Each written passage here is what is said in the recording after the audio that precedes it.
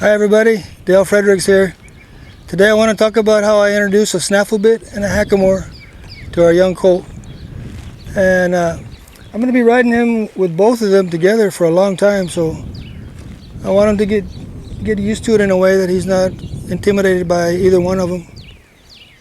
To get him used to the snaffle bit, I'm just going to approach him with a halter on his head, and I'm going to take the snaffle bit like this with my fingers spreading it apart.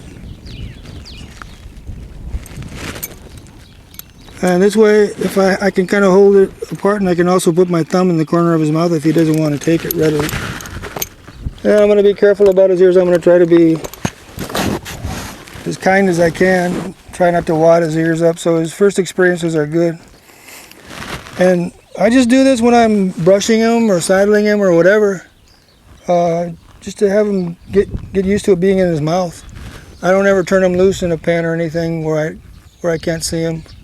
I don't want to risk him catching these rings or the head saw on something and injuring their mouth, or at the very least scaring them. So once I got them kind of used to having it in their mouth, then I'll start messing around with them doing the flexions. And we have another video that we go into the flexions in more detail. But I just start, first of all, I try to get him to raise his nose up a little bit. And he's had some of this already, so he does it pretty good. You won't be able to get near that much at first. And the reason I do that one, and I think it's important, because all these colts seem to want to, at first they want to bear down on the bit, they want to push down on it. And that'll help you, get them to give to it in an upward direction. The second one I'm going to work on is the vertical flexion here. And I'll just put a little pressure on his mouth until he gives a little bit. If he wants to chew on it like that, I'm going to make it a little uncomfortable for him.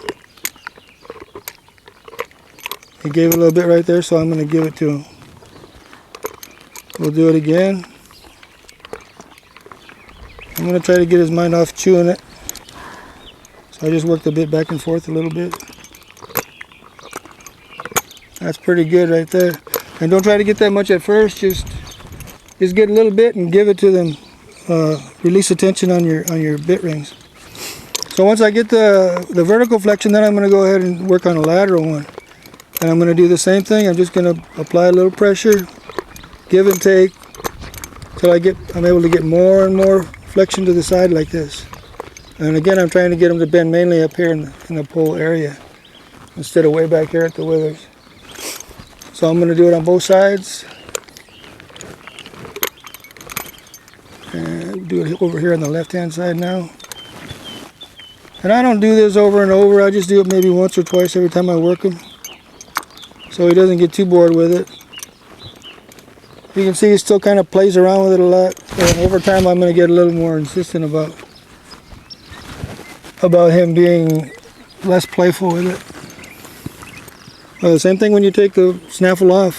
Don't kind of let it just come out of their mouth. Let them spit it out. Don't try to jerk it out. You don't want to be banging on their teeth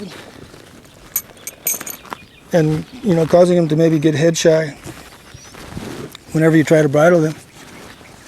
And now the bozal, what I've got here, it's a braided latigo bozal, and it has what's called a Theodore on it.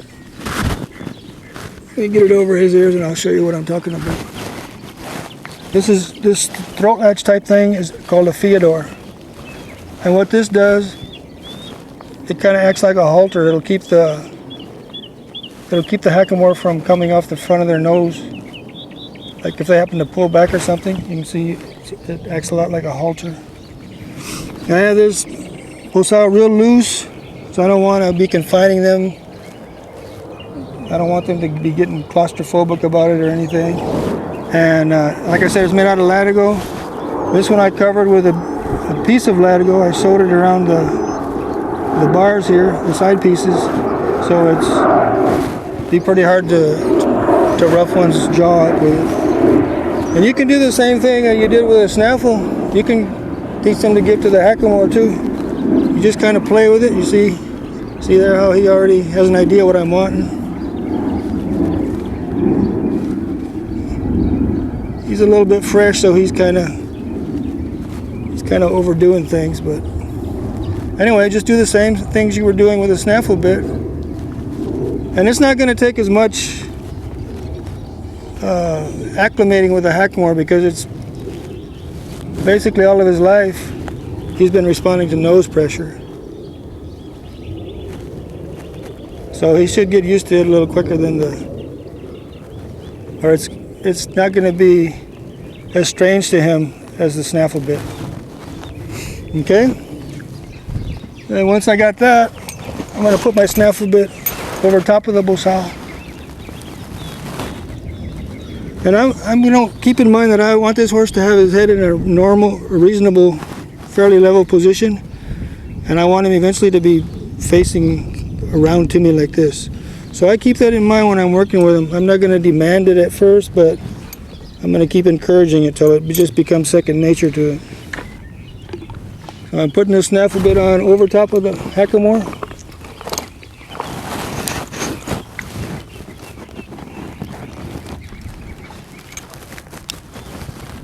Let me get my lunge line and attach it.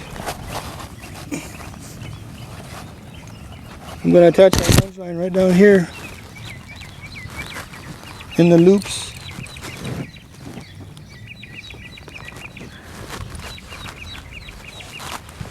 Now, if you can see, I've got two side reins attached on the side here, and I've got a little nylon rope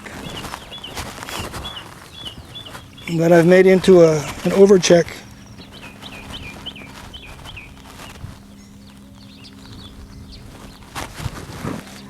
Basically, it's two pieces of nylon rope tied together right here. One side's going to go through the bit rings. I'm going to go down here.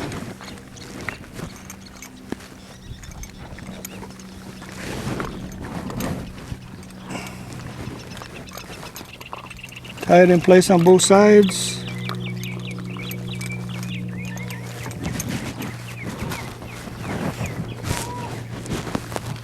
Do the same thing over here on this side. And you can see this headstall has special rings on it here to put these through.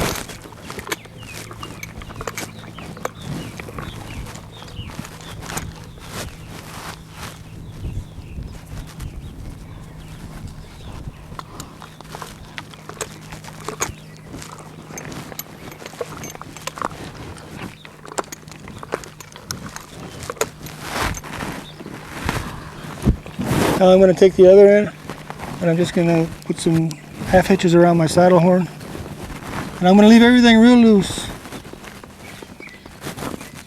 This is just to kind of get him used to the idea of having some perimeters that he has to stay within. It's the beginning of getting him framed up and collected a little bit. But we don't want to give him plenty of freedom so he doesn't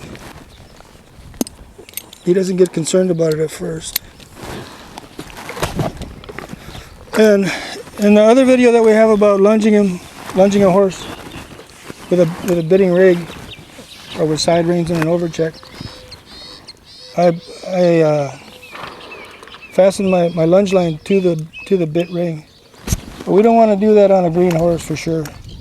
So always have a cavesson or a bosal or something underneath that you're going to attach your lunge line to. And from there I'll just take them over to the side of the pen.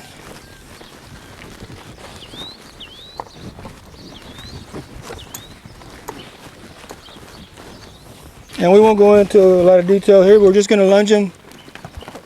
At this point our horse should already know how to lunge. So we're just going to lunge him like we normally would. Just give him a chance to get used to the feel of all this new equipment.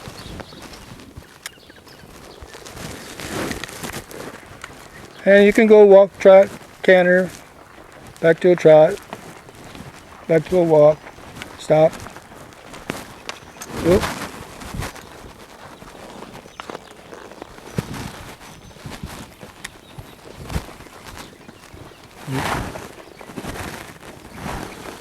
See if I can get him to back a step or two. He pays attention to me.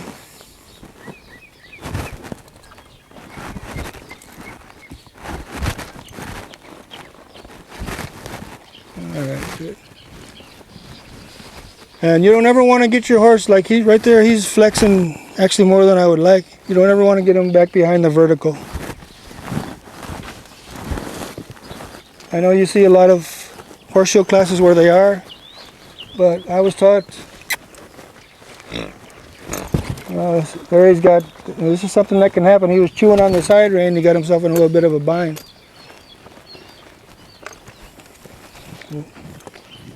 I was taught that we don't want our horses to have their head below level or behind the vertical. And I believe that's right. So that's pretty much how I start getting them used to a snaffle and a hackamore. And thank you very much for watching. We hope to see you next time. God bless you all. Goodbye.